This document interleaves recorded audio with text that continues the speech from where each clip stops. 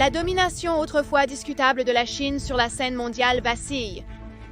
Pendant des décennies, le monde a eu peur de s'opposer à la superpuissance orientale par crainte de ce qu'elle pourrait faire aux économies mondiales.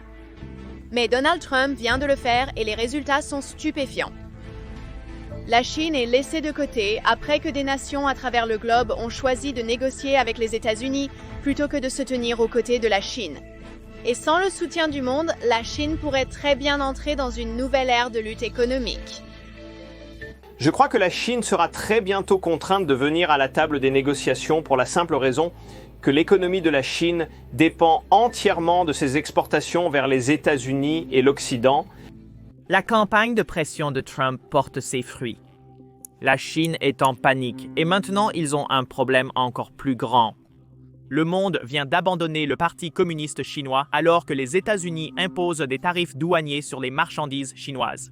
Trump utilise cette situation pour forcer les autres pays à choisir entre les États-Unis et la Chine, et ces pays ne choisissent pas la Chine. Ce mouvement a des implications massives non seulement pour le Parti communiste chinois, mais pour toute la population chinoise. Regardez ce graphique. Ce graphique est la raison pour laquelle Xi Jinping a quitté la Chine. Il ne fuit pas, mais il est plutôt en panique. C'est pourquoi il visite des pays autour de l'Asie pour obtenir plus de dirigeants de son côté. Vous voyez ce graphique? Il y a un pays qui se démarque sur ce graphique.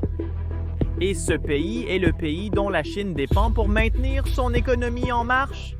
En fait, ce graphique n'est même pas tout à fait exact. Non pas parce que j'essaie de vous mentir, mais c'est parce que le Parti communiste chinois ment au monde entier. Vous voyez, après 2028, lorsque Trump a d'abord imposé des tarifs sur les produits chinois, la Chine a commencé à rediriger ses produits à travers d'autres pays. En fait, la Chine envoie à peu près la même quantité de marchandises indirectement aux États-Unis qu'elle envoie directement. Cela signifie que ce n'est pas 50% des exportations chinoises qui viennent aux États-Unis, c'est 30%. Et il ne sera pas facile pour eux de remplacer cela après que Trump les a frappés avec une tarif de 245%. C'est exactement pourquoi Xi Jinping est en panique et il a entrepris un voyage d'urgence en Asie pour convaincre d'autres dirigeants de rester unis avec la Chine. Malheureusement, ces dirigeants n'écoutent pas Xi Jinping.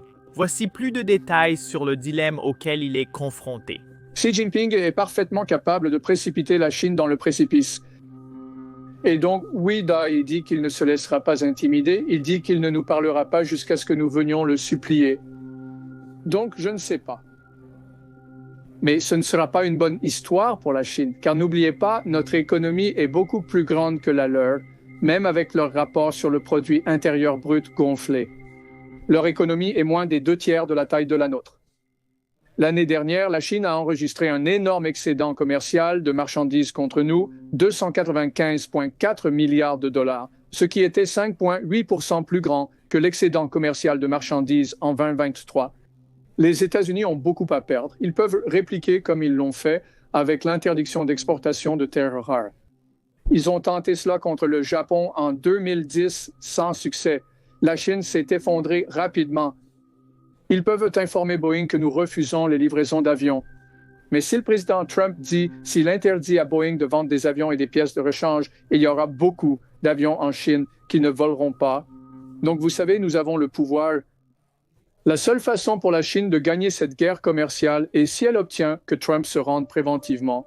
Maintenant, le Parti communiste chinois censure déjà les publications liées aux tarifs sur les médias sociaux, surtout en Chine où les hashtags et les recherches pour le tarif et le numéro 104, qui était le montant du tarif que la Chine a imposé sur les biens américains entrant dans la nation chinoise, ont été bloqués sur la plateforme de médias sociaux Weibo avec des pages montrant un message d'erreur.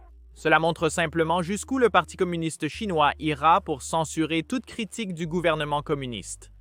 De même, le Parti communiste chinois a des fermes de bots à l'étranger qui donnent des votes négatifs à toutes les vidéos qui critiquent le gouvernement chinois afin de les supprimer dans l'algorithme.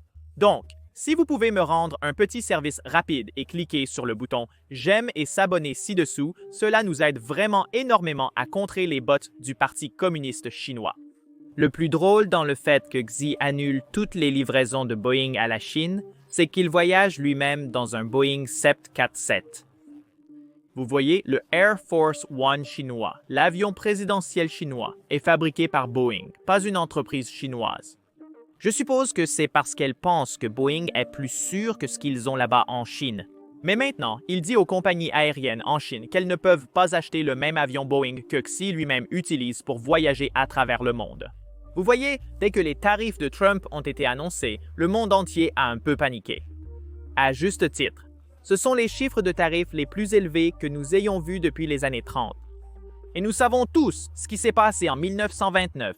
Maintenant, bien sûr, cela ne signifie pas que ce que Trump faisait conduirait à une dépression, mais personne n'aime être comparé à 1929 et c'est exactement pourquoi tout le monde paniquait. Mais bientôt, presque tous les pays ont contacté l'administration Trump, montrant leur ouverture à la négociation.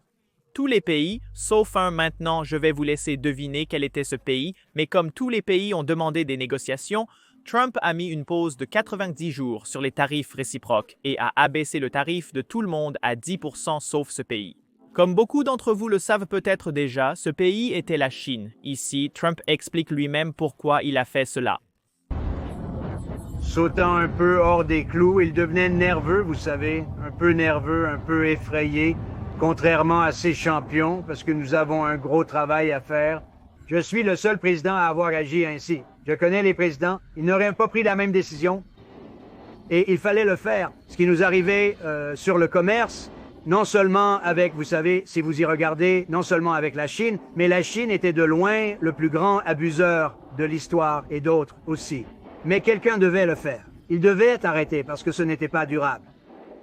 L'an dernier, la Chine a fait $1 billion d'échanges commerciaux avec les États-Unis, ce qui est injuste. Maintenant, nous avons ici les détails exacts de ce que le président Trump entend lorsqu'il dit que la Chine a abusé du système commercial mondial.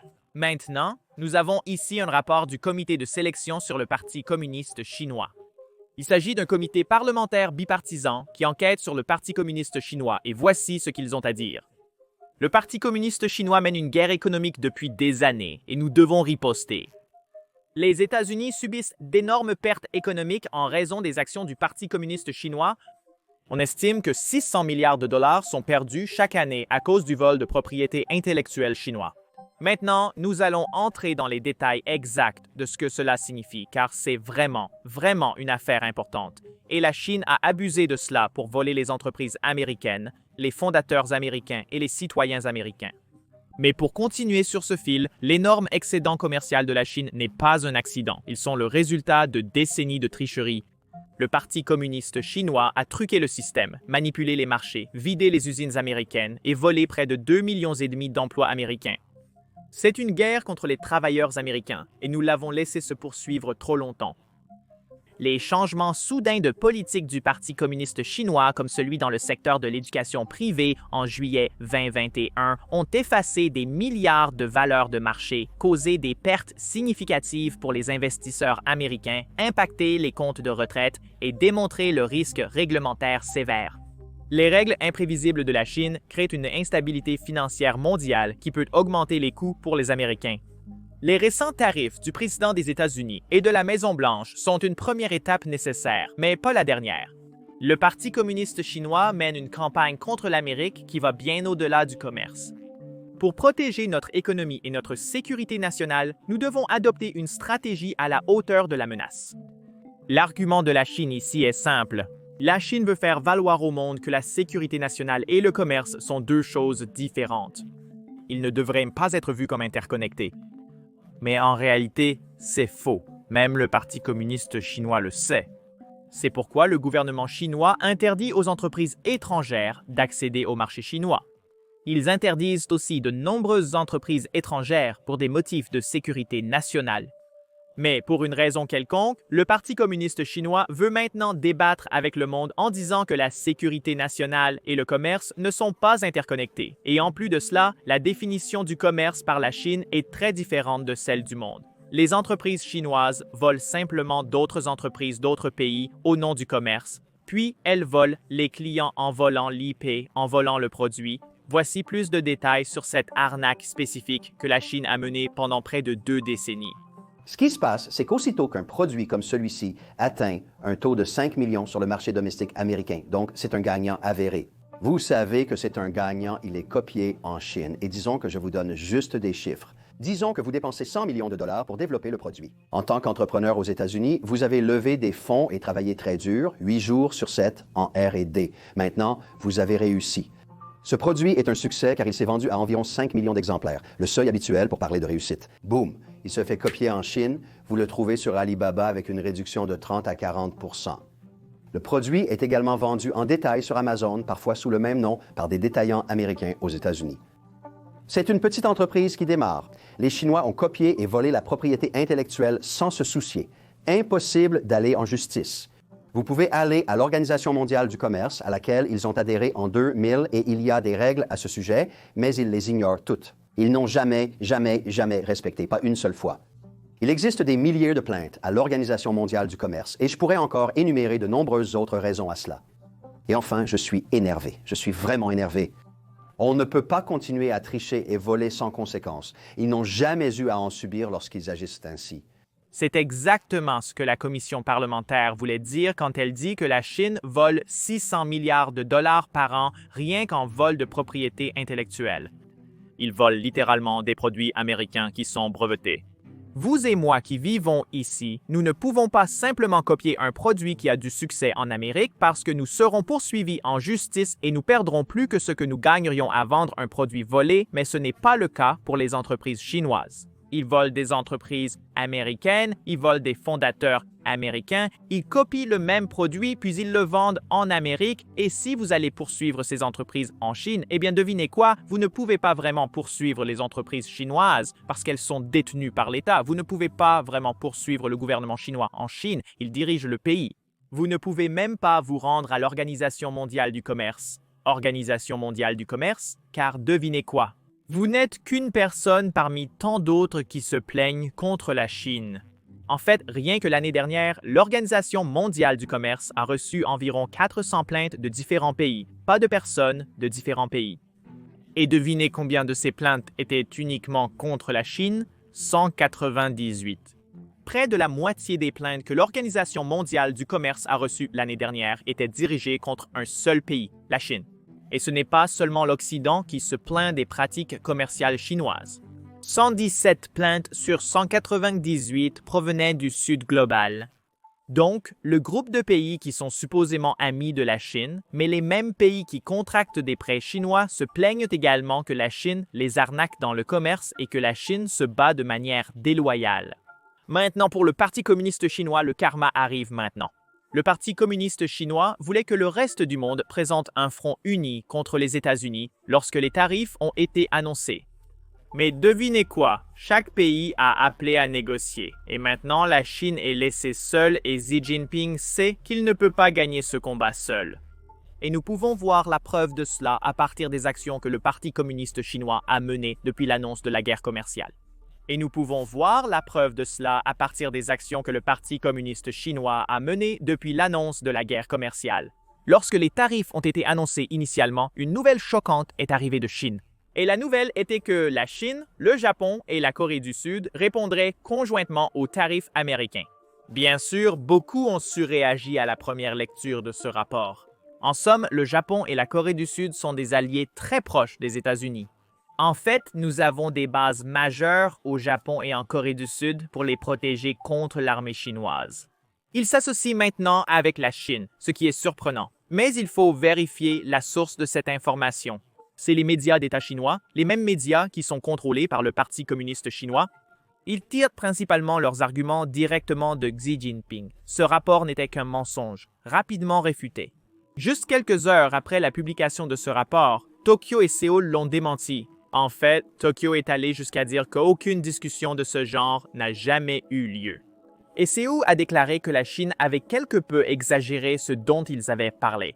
Donc ce rapport était un mensonge complet de ce média d'État chinois, mais il nous montre quels sont les objectifs du Parti communiste chinois. Ils voulaient vraiment plus de pays de leur côté, et cela pourrait être parce que Xi Jinping a réalisé dès le début que la Chine ne peut pas gagner une guerre commerciale contre les États-Unis. 30% du commerce chinois va à un seul pays. Donc, peu importe combien les responsables chinois crient à la télévision nationale en disant qu'ils peuvent remplacer les États-Unis, Malheureusement, il n'y a pas assez de pays sur cette planète pour remplacer la classe moyenne américaine. Comme le dit le célèbre adage, il n'y a pas de meilleur consommateur au monde que la classe moyenne américaine. La Chine a découvert les avantages de vendre à la classe moyenne américaine après son entrée dans l'Organisation mondiale du commerce en 2001. Et maintenant, le Parti communiste chinois apprend la dure leçon de combien l'économie chinoise souffrira une fois qu'elle commencera à manquer cette demande. Le pire acteur est la Chine. Avec notre aide, la Chine a été admise à l'Organisation mondiale du commerce, le 11 décembre 2001. La Chine a commencé à tricher le 12e décembre et nous devons, pour ainsi dire, leur montrer notre main et les gifler jusqu'à Pluton, jusqu'à ce qu'ils commencent à respecter les règles du commerce équitable.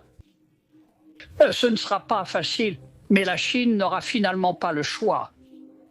L'économie de la Chine est en route vers le centre de la Terre. Ils achètent 5 fois plus de choses ou nous achetons 5 fois plus de choses chez eux qu'ils ne nous en vendent et ils sont une économie d'exportation, donc ils vont devoir venir à la table à un moment donné. Mais au lieu de négocier, le Parti communiste chinois a continué à mentir tout au long de cette guerre commerciale. Rappelez-vous comment, il y a quelques jours, je vous ai montré un clip d'un fabricant chinois exposant des marques de luxe qui fabriquent en Chine. Il a été très prudent avec ses mots. Il n'a jamais dit que ces marques fabriquent en Chine. Tout ce qu'il a dit, c'est que la Chine peut produire le même produit de qualité à un prix très bas. Eh bien, en fait, il semble qu'il soit un agent du Parti communiste chinois. Voici ce premier clip et ensuite je vais le décomposer. Travailler à nouveau dans la boutique Hermès vous coûtera 38 000 $ américains, mais quel est le coût réel en sortie d'usine? Aujourd'hui, je vais le décomposer devant vous étape par étape. Premièrement, Hermès n'utilise que les cuirs des 3 fournisseurs de niveau supérieur. L'un s'appelle Muti d'Italie, le deuxième est de Weinheimer d'Allemagne et le troisième est Haas de France. Une pièce de cuir Togo, le même cuir que celui-ci, coûtera 450 $ américains. Et une pièce de cuir suffit seulement pour fabriquer un birkin, d'accord? Le fil, et bien sûr, pour le birkin d'Hermès, le fil est également du meilleur niveau supérieur, il s'appelle Fil aux Chinois de France. C'est en fait le Rolls-Royce en fil pour chaque sac. Le coût est de 25 $ américains. Et puis la quincaillerie. Voyez, cette quincaillerie est appelée quincaillerie 316. Il est aussi appelé acier inoxydable de l'océan pour sa résistance à l'érosion marine. C'est le meilleur acier inoxydable. Pour un sac, la quincaillerie coûtera 150 $ des États-Unis. L'huile de bord. Cette huile de bord est importée d'Italie. C'est appelé huile de bord thermocellée. Chaque sac coûtera 50 $ des États-Unis. Il a utilisé de la peau d'agneau française pour la doublure intérieure. Chaque sac coûtera 100 $ des États-Unis. À l'intérieur, il y a une fermeture éclair de la marque Riri. Cette fermeture coûte 10 $ des États-Unis pour un sac. Et ensuite, le coût de la main-d'œuvre. Les artisans français sont beaucoup plus chers que les artisans chinois. Pour finir un sac, le coût de la main-d'œuvre sera de 600 $ des États-Unis. L'emballage coûte maintenant 10 $ des États-Unis, ce qui n'est pas si cher. Donc maintenant, pour résumer tout cela, le coût total sera de 1400 $ des États-Unis pour un Birkin sorti d'usine. Mais pourquoi Hermès vous facturerait 38 000 $ des États-Unis pour un sac? C'est parce que plus de 90% du prix est payé pour son logo. Mais si le logo ne vous importe peu et que vous recherchez simplement la même qualité et le même matériau, vous pouvez acheter chez nous. Pour nos sacs, nous utilisons les mêmes matériaux, cuir, matériel et huile de bord. La seule différence est l'absence de logo. Eh bien, malheureusement, il semble que les fabricants étrangers en Chine commencent à s'exprimer contre cette vidéo car elle est simplement remplie de mensonges. Mais avant d'en arriver là, parlons d'abord des sophismes logiques. Il dit que les fabricants chinois utilisent le même matériau pour créer leurs sacs que ces célèbres marques de luxe. C'est comme si je disais que j'utilise la même sauce tomate pour faire des pâtes qu'un chef professionnel. Nous pouvons utiliser la même entrée, mais la sortie va être radicalement différente. Mais les problèmes dans cette vidéo ne s'arrêtent pas là. Ici, nous avons quelqu'un qui fabrique en Chine qui dénonce les mensonges dans la vidéo. Ce sont des contrefaçons de Louis Vuitton et Dior. Ça y ressemble, mais en connaissant les détails, on peut facilement faire la différence. Deuxièmement, les grandes marques produisent les sacs en Italie et en France. Ils rachètent tous les fournisseurs en Italie pour s'intégrer verticalement. Troisièmement, oui, certaines grandes marques produisent des vêtements en Chine, mais elles le montrent clairement et la qualité est superbe.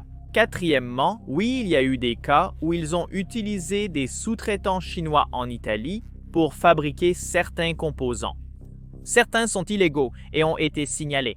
Certains sont légitimes, comme dans le quartier de la mode à Los Angeles ou à Manchester. Il y a beaucoup d'étrangers qui travaillent. Cinquièmement, les grandes marques ne lésinent pas sur la qualité. Oui, les coûts de fabrication ne représentent qu'une fraction du prix de vente au détail, mais vous n'avez aucune idée du travail et du coût fou qu'il y a derrière la construction d'une marque de luxe. Maintenant, la Chine a utilisé des vidéos comme celle-ci et les a diffusées sur TikTok, qui est bien sûr contrôlé par le Parti communiste chinois. Le but était simple, inventer des mensonges pour nuire aux marques étrangères parce que les entreprises chinoises souffrent aussi. C'était la manière de la Chine de riposter. Mais malheureusement, cela ne correspond pas vraiment à leur plan de séduction d'autres pays contre les États-Unis. Il a évoqué de nombreuses entreprises dans cette vidéo. Malheureusement, aucune de ces entreprises n'est américaine. Ce sont des marques de luxe européennes. Et bien que tous les agents du Parti communiste chinois détruisent les marques européennes, Xi Jinping essaye d'amener les pays européens de son côté. Malheureusement, les pays ne sont pas très heureux de cette pression que le Parti communiste chinois exerce sur TikTok. La plupart de ces marques sont en réalité européennes, donc peut-être que ce n'est pas un mouvement si intelligent si Pékin essaie effectivement d'être le partenaire de l'Europe comme ils le disent maintenant. Cela pourrait se retourner contre la Chine. Les marques feraient-elles confiance à des fabricants qui détruisent leurs valeurs? Et maintenant, pour la grosse bombe, laissez-moi vous montrer que ce ne sont pas simplement quelques fabricants aléatoires qui se mettent soudainement à TikTok pour exposer toutes ces marques étrangères. Non, non, non, souvenez-vous, TikTok est interdit en Chine. Cela signifie que soit ces personnes enfreignent la loi tout en diffusant leur visage à des millions de personnes pour que la police communiste puisse simplement se présenter à leur porte. Ou deuxièmement, ces personnes sont des agents du Parti communiste chinois. Cela signifie qu'ils ont une autorisation spéciale du gouvernement chinois pour faire ce qu'ils font. Et laissez-moi vous montrer quelque chose de plutôt suspect à propos des personnes qui sont dans ces vidéos. Vous n'allez pas le croire, mais c'est vrai! Volkswagen ID.7, le véhicule électrique, son prix en Europe est de 56 900 €. Savez-vous le prix en Chine? 20 000 €. Je vous dis la vérité. Même si nous ajoutons les frais de transport, le coût total avant d'arriver entre vos mains n'est que de 35 000 €, soit presque la moitié du prix. Alors, quel est votre prix pour l'acheter dans votre pays ou pour l'acheter exporté de Chine? Maintenant, je ne suis pas un expert en fabrication, mais y a-t-il un chevauchement entre la fabrication de sacs à main et la fabrication de voitures dont je ne suis pas au courant? Parce que soit ce gars est le Elon Musk chinois et le Bernard Arnault chinois, soit c'est juste un gars que le Parti communiste chinois a embauché pour prétendre être un fabricant afin que le Parti communiste chinois puisse poster ses vidéos sur TikTok et les pousser vers le public américain. Clairement, vous les gars, devinez laquelle de ces affirmations est vraie et c'est pourquoi nous devons interdire TikTok parce que le Parti communiste chinois a un accès direct à 170 millions d'Américains, la plupart d'entre eux étant très jeunes. Voulons-nous vraiment qu'un pays adversaire ait autant de pouvoir et d'accès à notre jeunesse? Je ne sais pas.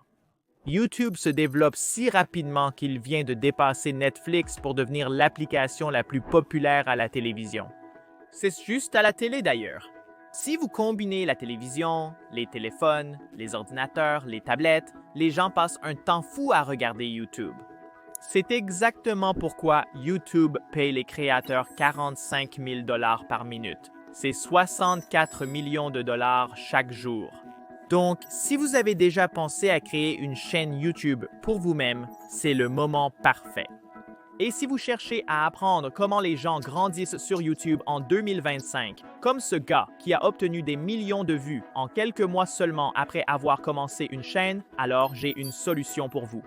Ce week-end, j'organise un bootcamp gratuit pour les débutants où je partagerai tous nos conseils sur YouTube et répondrai à toutes vos questions sur la croissance sur YouTube. Si vous êtes intéressé par ce bootcamp, vous pouvez vous inscrire en cliquant sur le lien dans la description ou en scannant le code Quick Response sur votre écran.